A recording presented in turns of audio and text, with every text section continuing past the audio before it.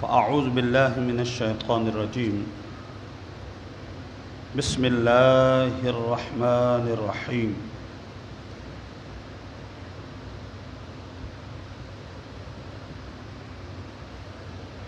ثم انزل اللہ سکینتہ علی رسولہ وعلی المؤمنین وانزل جنودا لم تروها وعذب الذین کفروا وذلك جزاء الكافرین صدق اللہ العلی العظیم وبلغنا رسولہ النبی الکریم الامین الرؤوف الرحیم۔ محترم المقام جملہ سامعین، حاضرین و ناظرین، بارگاہ یزدی میں دعا کریں کہ باری تعالی عز و جل ہم تمام کو اپنی اور اپنے حبیب صلی اللہ تعالی علیہ وسلم کی سچی اور سچی محبت نصیب فرمائے، اپنے ارشادات اور اپنے حبیب صلی اللہ علیہ وسلم کے فرمودات کے مطابق زندگی بسر کرنے کی توفیق رفیق مرحمت فرمائے۔ حضرات محترم، اس نفس نفسی کے عالم میں کہ ہر بندہ پریشان ہے کہ ہم کس نظریے کو اپنائیں، کس مسلک کو اپنائیں، کس مذہب کو اپنائیں اور کس راستے کو اختیار کریں۔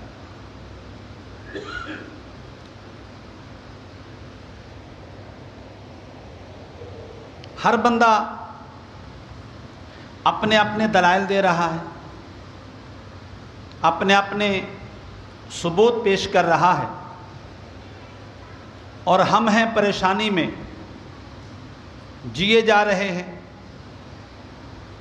اور بس اللہ بخش دے گا، اللہ کرم کرے گا، اللہ مہربانی کرے گا کا نعرہ لگائے جا رہے ہیں۔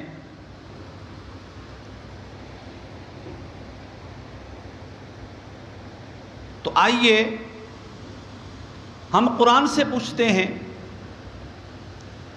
جو اللہ تبارک و تعالیٰ کی لاریب کتاب ہے، بے عیب کتاب ہے، کہ ہمیں کیا کرنا ہے۔ تو قرآن پہلے پارے میں کہتا ہے کہ روزانہ جو تم نماز پڑھتے ہو، 5 ٹائم کے لیے مسجد میں آتے ہو یا گھر میں نماز پڑھ لیتے ہو، باجماعت نماز ادا کرتے ہو، کیا روزانہ نہیں پڑھتے؟ اہدنا الصراط المستقیم، یا اللہ ہمیں صراط مستقیم پر چلا۔ زندگیاں بتا دی ہم نے، بال سفید ہو گئے، آج تک ہمیں یہ نہیں پتا چلا کہ صراط مستقیم کیا ہے۔ اور جب ہم قرآن سے جس شے کا، اللہ سے جس شے کا سوال کر رہے ہیں، پھر بھی تردد کا شکار ہیں، پریشانی کا شکار ہیں،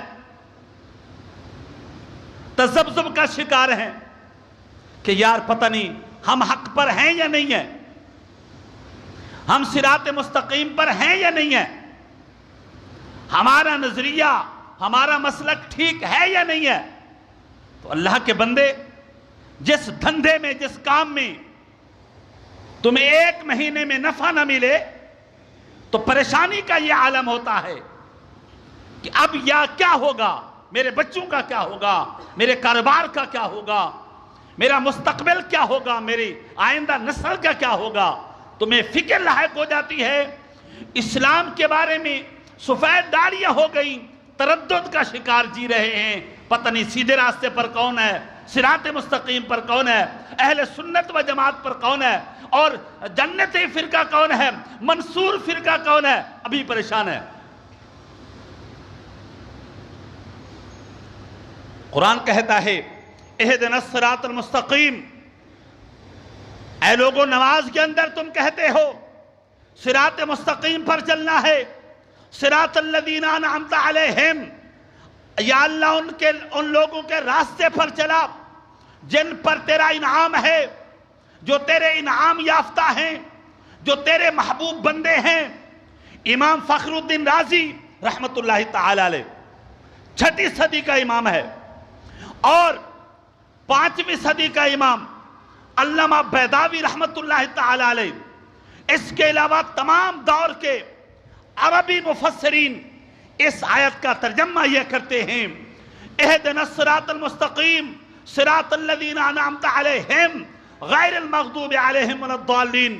یا اللہ ہمیں صراط مستقیم کے راستے پر چلا، ہمیں صراط مستقیم پر چلا، جادائے حق پر چلا، سیدھے راستے پر چلا۔ تو علماء فرماتے ہیں اللہ کی کتاب میں سورہ فاتحہ میں جو نماز میں پڑھی جاتی ہے، جسے صراط مستقیم کہتے ہیں، فرماتے ہیں وہ راستہ ہے کہ جو حضور کا راستہ ہے، ابو بکر صدیق کا راستہ ہے، اور عمر فاروق کا راستہ ہے۔ یہ صراط مستقیم ہے، اب پریشان ہونے کی ضرورت نہیں ہے، یہ صراط مستقیم ہے، اور قرآن نے اس کی وضاحت کر دی۔ فَأُولَئِكَ مَعَ الَّذِينَ أَنْعَمَ اللَّهُ عَلَيْهِمْ مِنَ النَّبِيِّينَ وَالصِّدِّيقِينَ وَالشُّهَدَاءِ وَالصَّالِحِينَ وَحَسُنَ أُولَئِكَ رَفِيقًا۔ اللہ ارشاد فرماتا ہے جو میرے نبی کے راستے پر ہے وہ صراط مستقیم پر ہے، جو صدیق کے راستے پر ہے وہ صراط مستقیم پر ہے، جو فاروق کے راستے پر ہے وہ صراط مستقیم پر ہے، جو نبیین کے راستے پر ہے وہ صراط مستقیم پر ہے، جو صدیقین کے راستے پر ہے وہ صراط مستقیم پر ہے، جو شہداء کے راستے پر ہے وہ جو ہے صراط مستقیم پر ہے، جو اولیاء کاملین کے راستے پر ہے وہ بھی صراط مستقیم پر ہے۔ اب غور کرو تم کن کے پیچھے چل رہے ہو؟ اگر تم نبی کی پیروی کر رہے ہو، صدیق سے محبت کرتے ہو، فاروق سے محبت کرتے ہو، عثمان غنی سے محبت کرتے ہو، مولا علی سے محبت کرتے ہو، اللہ والوں سے محبت کرتے ہو، اللہ کے محبوب بندوں سے محبت کرتے ہو، تو اللہ کی قسم قرآن یہی کہتا ہے جو اس راستے پر چل رہے ہیں وہی صراط مستقیم پر۔ ذرا زور سے بولے سبحان اللہ۔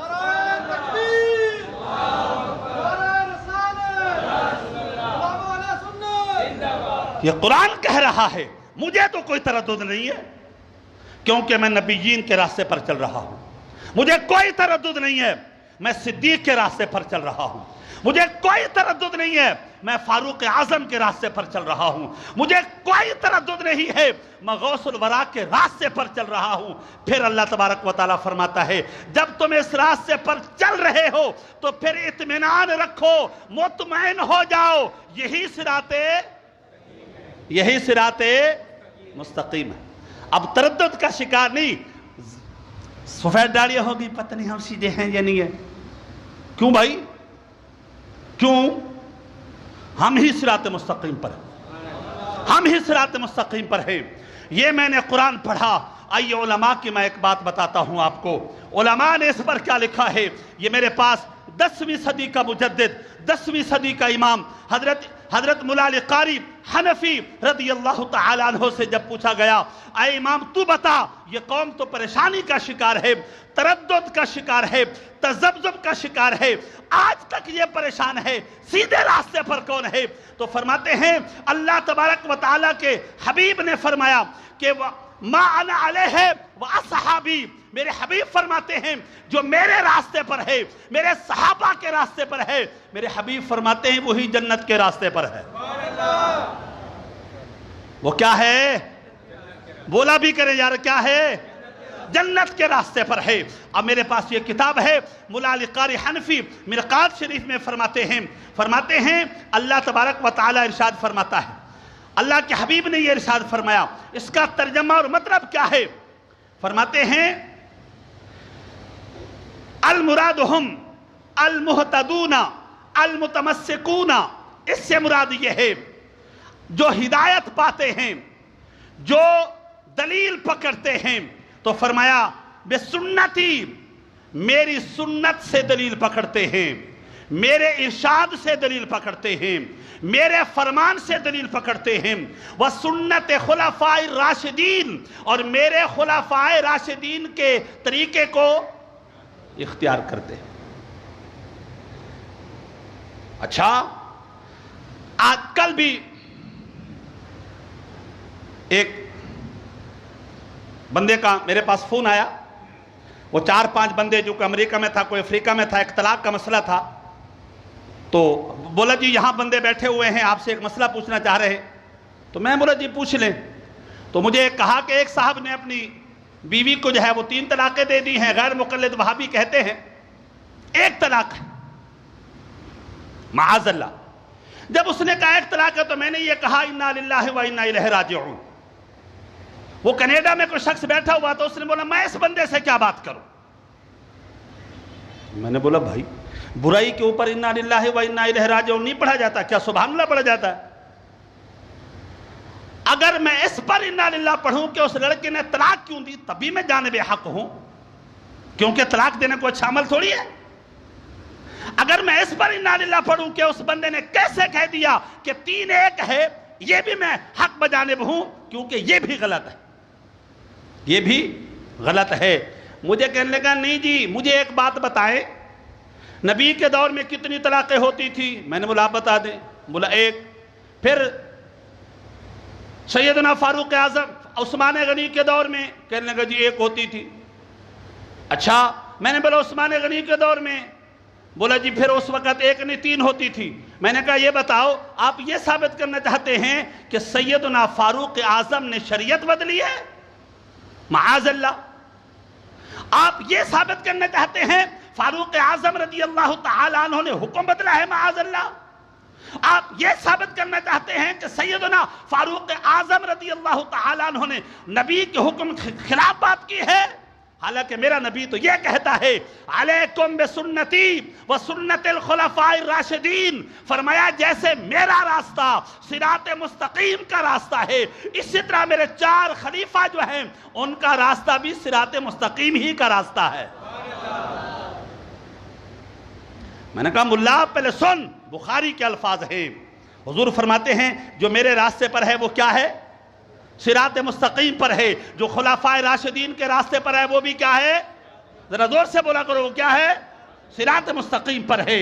تو میں نے کہا تو کیا ثابت کرنا چاہ رہا ہے؟ آؤ۔ تو میں نے کہا ہاں اب پتہ چلے گا، تراویح جو 20 پڑھتے ہیں وہ نبی کے بھی راستے پر ہیں اور خلفائے راشدین کے بھی راستے پر ہے۔ جو 3 طلاق کے بعد 3 ہی شمار کرتے ہیں، 3 کے بعد 3 ہی شمار کرتے ہیں، وہ نبی کے راستے پر بھی ہیں اور ذرا خلفائے راشدین کے راستے پر بھی ہیں۔ اور جو تراویح 8 پڑھتے ہیں تو نہ وہ نبی کے راستے پر ہیں اور نہ ہی وہ خلفائے راشدین کے راستے پر ہیں۔ پریشان ہونے کی ضرورت نہیں ہے، اپنے دماغ کو ذرا صاف ستھرا رکھیں۔ اللہ کے فضل و کرم سے اہل سنت و جماعت ہی جس طرح 14ویں کے چاند کی چاندنی میں کوئی جھوٹ ثابت نہیں کر سکتا اور نصف النہار کی سورج کی روشنی میں کوئی جھوٹ ثابت نہیں کر سکتا، رب ذوالجلال کی عزت کی قسم مسلک کے حق اہل سنت و جماعت کی حقانیت میں بھی کوئی جھوٹ ثابت نہیں کر سکتا۔ اور کسی میں دم خم ہے نا، یہ باہر بیٹھ کر کے نہیں، لگاؤ میدان اور ہم بتا دیں گے قیامت تک، جب تک قیامت قائم نہیں ہوتی، صحیح مسلک صحیح مذہب اگر ہے تو وہ کون سا ہے؟ ذرا زور سے بولو کون سا ہے؟ میں بخاری شریف کے اگر حدیثیں پڑھنے بیٹھ جاؤں ان کو تو پتہ ہی نہیں ہے۔ اللہ کے فضل و کرم سے ہم نے بخاری پڑھی ہے، پڑھائی ہے، پڑھاتے ہیں۔ حضرت مولا علی قاری فرماتے ہیں اس کا ترجمہ، فرماتے ہیں سیدھے راستے پر وہی ہے، ہدایت کے راستے پر وہی ہیں، صراط مستقیم پر وہی ہیں جو نبی کے طریقے پر ہیں اور خلفائے راشدین کے بولے بولے بولے خلفائے راشدین کے راستے پر ہیں۔ اس کے بعد کہتے ہیں من بعدی، حضور نے فرمایا میرے بعد، اگلا جملہ فلا شک ولا ریب انہم اہل السنت والجماعہ، کہتے ہیں اس میں کوئی شک نہیں ہے، اس راستے پر اگر چل رہا ہے تو اہل سنت و جماعت چل رہا ہے، باقی کوئی نہیں چل رہا۔ یا تو پھر اپنے آپ کو سنی کہنا چھوڑ دو، یا پھر پکے ہو جاؤ کہ ہم مسئلہ کے حق پر ہیں، ہم مسئلہ کے حق پر ہیں، کوئی شک نہیں ہے۔ آئیے، میرے حبیب علیہ السلام نے فرمایا، میرے حبیب علیہ السلام نے فرمایا اتبعوا سواد العظم، حضور فرماتے ہیں جو ہر دور میں سواد اعظم ہو، ہر دور میں مسلک حق ہو، ہر دور میں صحابہ کے راستے پر ہو، ہر دور میں ائمہ مجتہدین کے راستے پر ہو، اسی کی پیروی کرنا یہی صراط مستقیم ہے، یہی جنتی فرقہ ہے اور یہی جنت کا راستہ ہے، یہی جنت کا راستہ ہے۔ آئیے میں آپ کو اس کا ترجمہ جو ہے، اس کا ترجمہ اتبعوا سواد العظم کا ترجمہ امام غزالی 4 صدی کا امام ہے۔ کون سی صدی کا؟ 4 صدی کا۔ اتبعوا سواد العظم، ہر دور میں اس مسلک کو صحیح سمجھنا جو قرآن کے مطابق ہو، حدیث کے مطابق ہو، نبی کے فرمان کے مطابق ہو، خلفائے راشدین کے طریقے کے مطابق ہو، ائمہ مجتہدین کے طریقے کے مطابق ہو۔ امام غزالی رحمت اللہ علیہ احیاء العلوم اور دیگر کتابوں میں فرماتے ہیں اس کا مطلب یہ ہے ہر دور میں جو اہل سنت و جماعت ہے وہی سواد اعظم ہے۔ وہی کیا ہے؟ سواد اعظم ہے۔ تو میں آپ کو بتانا چاہ رہا تھا، پریشان ہونے کی ضرورت نہیں ہے، ہمیں پتہ ہے کہ ہم صراط مستقیم پر ہیں، ہم رفع الیدین نہیں کرتے تب بھی ہم صراط مستقیم پر ہیں، ہم نبی کے راستے پر ہیں، نماز کے پیچھے امام کے پیچھے قرات نہیں ہے، یہی نبی کا راستہ ہے، یہی نبی کا راستہ ہے، یہی صحابہ کا راستہ ہے۔ رفع الیدین منسوخ ہو چکا، یہی نبی کا راستہ ہے کہ اب رفع الیدین نہیں ہوگا، یہی صحابہ کا راستہ ہے کہ اب رفع الیدین نہیں ہوگا۔ تردد تذبذب ہونے کی ضرورت نہیں ہے۔ کمال کی بات ہے کہ زندگیاں بیت گئی، بوڑھے بابے ہو گئے، ابھی بھی حضرت ہم صحیح راستے پر ہیں، تو کیا داڑیاں ہم نے ویسے سفید کر ڈالی ہے؟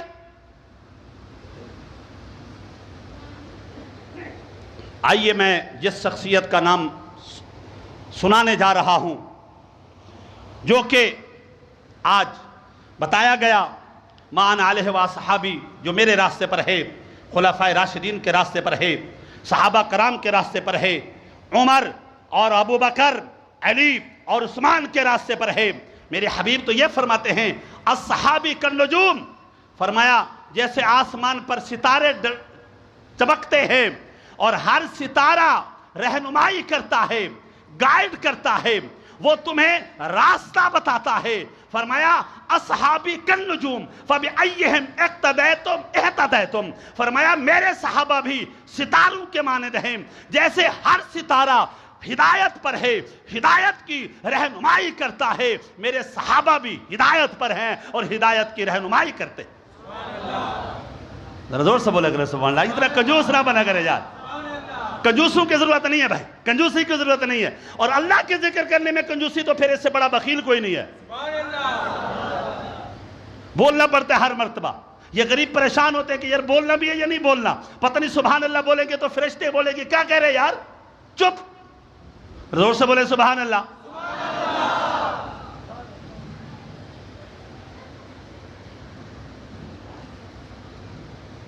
ان میں ایک سیدنا، ان میں ایک کون ہیں؟ سیدنا خلیفہ ثانی، خلیفہ برحق، امیر المومنین سیدنا عمر بن خطاب رضی اللہ تعالیٰ عنہ، عمر بن خطاب رضی اللہ تعالیٰ عنہ۔ یہ میرے پاس کتاب ہے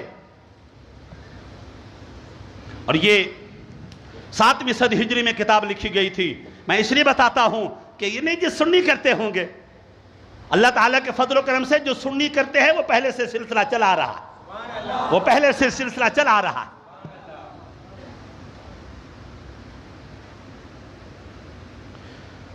کہتے ہیں کہ حضرت فاروق اعظم رضی اللہ تعالیٰ عنہ گھر سے تو چلے تھے نبی صلی اللہ علیہ وسلم کو شہید کرنے کے لیے، قتل کرنے کے لیے، اور راستے میں جو ہے بہن کے گھر پہنچے.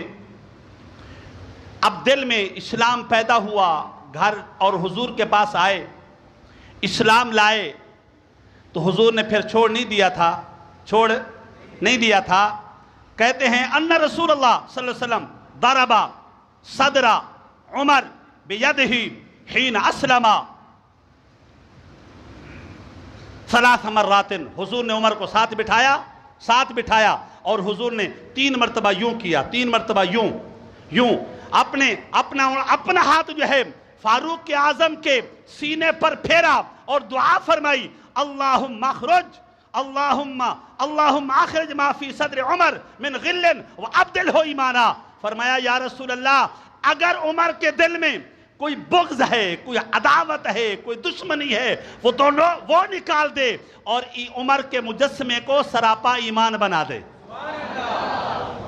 سراپا ایمان بنا دے. مجھے بتائیں، جس کے سینے پر مصطفیٰ ہاتھ پھیرے، اور یہ بخاری کی حدیث ہے، میرے حبیب فرماتے ہیں جس جسم کو میرا جسم ٹچ کر جائے اور وہ اللہ تبارک و تعالیٰ کے ذمہ کرم پر ہے کہ اسے جہنم میں نہیں ڈالے گا. نعرہ تکبیر، نعرہ رسالت، حضور جو ہے وہ سینے پر ہاتھ پھیر رہے ہیں، دعا مانگ رہے ہیں.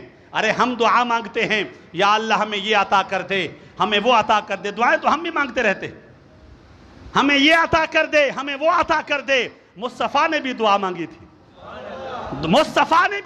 تھی، مگر وہ دعا کیا تھی؟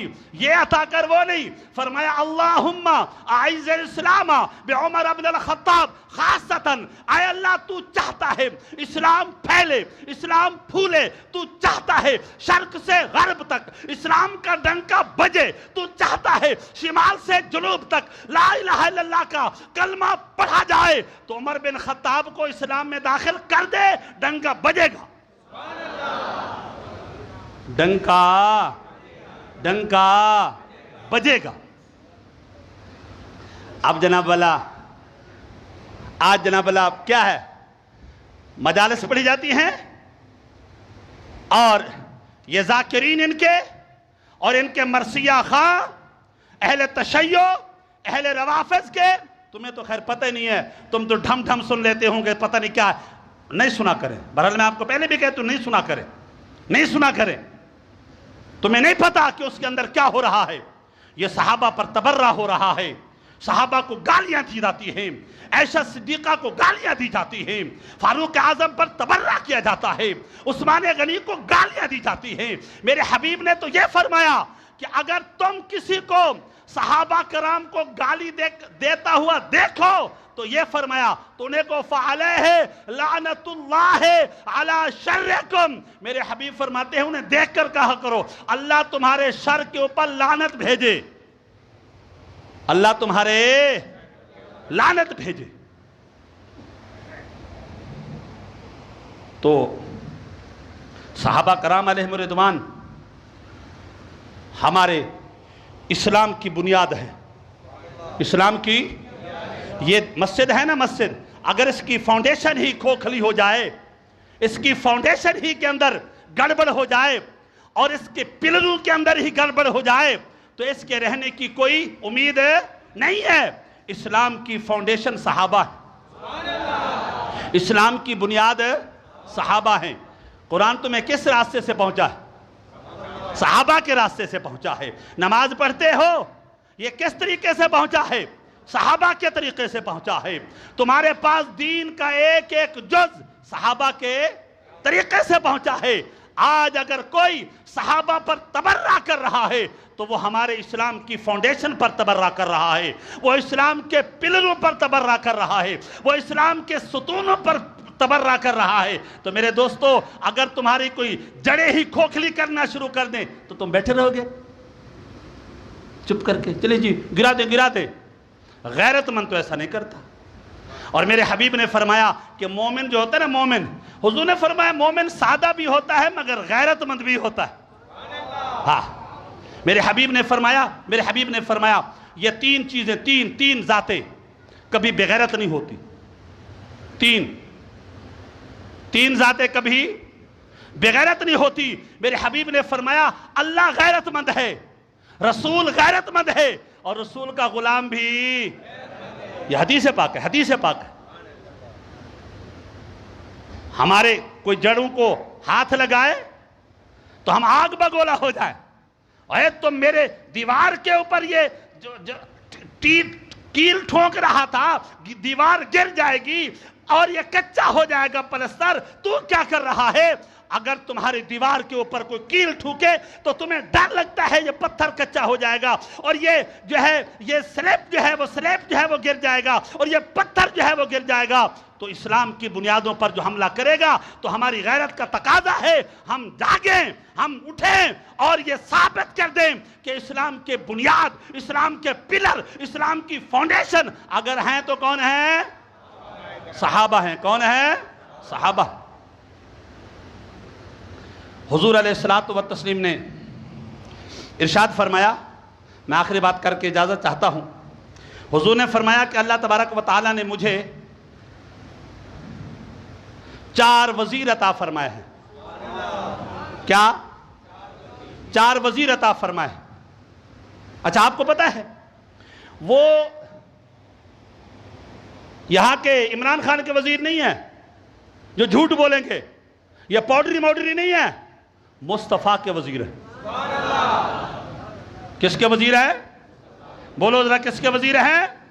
اور حضور فرماتے ہیں، عن ابی سعید الخدری رضی اللہ تعالی عنہ فرماتے ہیں کہ اللہ تبارک و قال رسول اللہ ما من نبی الا لہ وزیران من اہل السماء و وزیران من اہل الارض۔ فرمایا اللہ تبارک و تعالی عز و جلہ نے ہر نبی کو زمین سے بھی 2 وزیر عطا فرمائے ہیں، آسمان سے بھی۔ تو ٹوٹل کتنے ہو گئے؟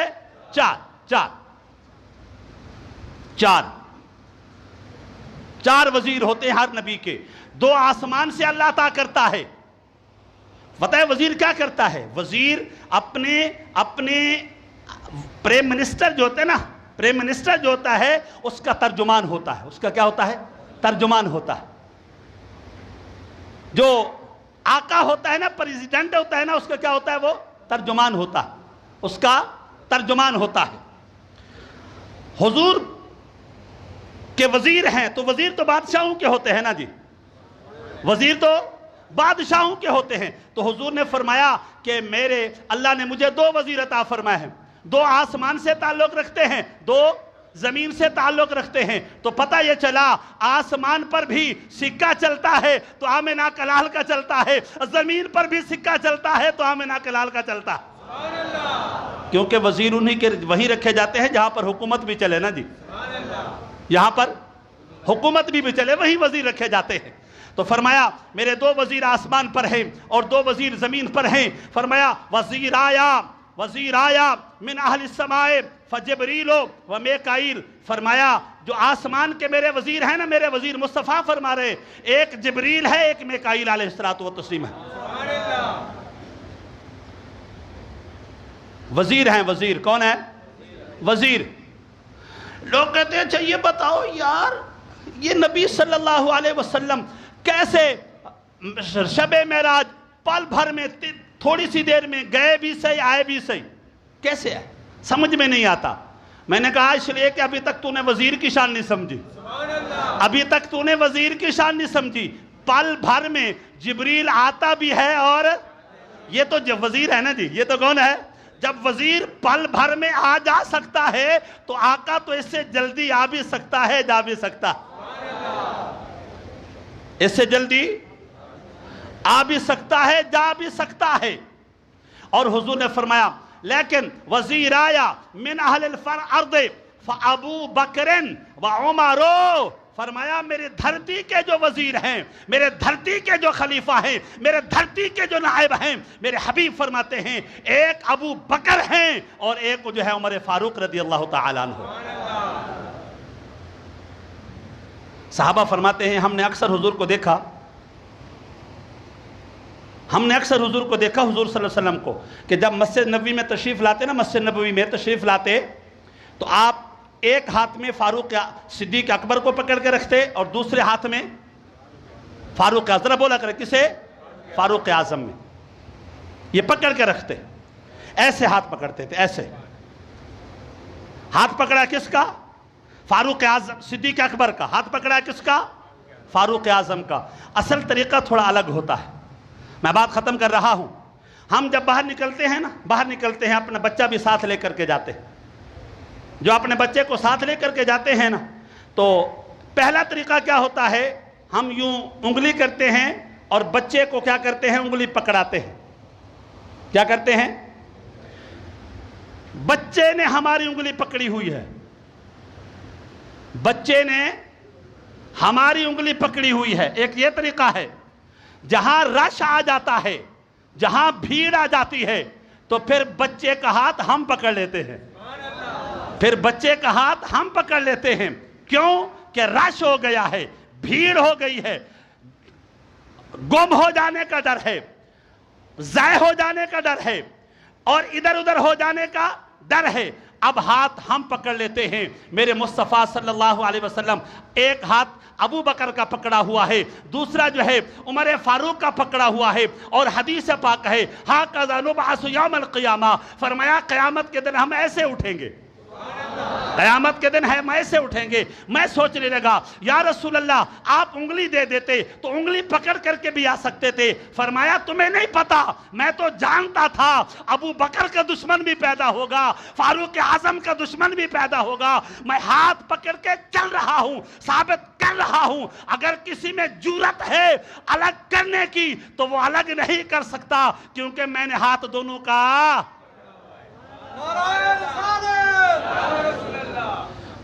کا مضبوطی سے ہاتھ پکڑا ہوا ہے، اور ایسا ہاتھ پکڑا ہے کہ آج مزار میں بھی دونوں ساتھ بیٹھے ہوئے ہیں، آج مزار میں بھی دونوں۔ آپ تو خیر پتہ نہیں ہے، تین یا چار مرتبہ میں گیا ہوں تو میں دیکھتا رہتا ہوں یہاں جو ابو بکر کے دشمن ہیں نا دور کھڑے ہوئے ہیں، میں کہتا ہوں جنت البقیع میں جانا کوئی گناہ نہیں ہے، کوئی گناہ نہیں ہے۔ خاتون جنت فاطمہ الزہرا رضی اللہ تعالی عنہ کے سلام پیش کرنا کوئی گناہ نہیں ہے، خاتون جنت کے مزار کے ارد گرد گھومنا کوئی گناہ نہیں ہے، مگر تم ادھر مر کر کیوں نہیں آتے؟ تمہیں آنے کی جرأت عطا نہیں فرمائی۔ میرے حبیب فرماتے ہیں اے فاروق جس جگہ پر تو ہوگا وہاں پر شیطان نہیں آ سکتا، شیطان نہیں آ سکتا، وہاں پر شیطان نہیں آ سکتا، تو تم کیسے جاؤ گے وہاں پر؟ کیسے جاؤ گے؟ اللہ تعالی ہم تمام کو مسلک حق اہل سنت و جماعت پر استقامت نصیب فرمائے۔ وما علینا الا البلاغ۔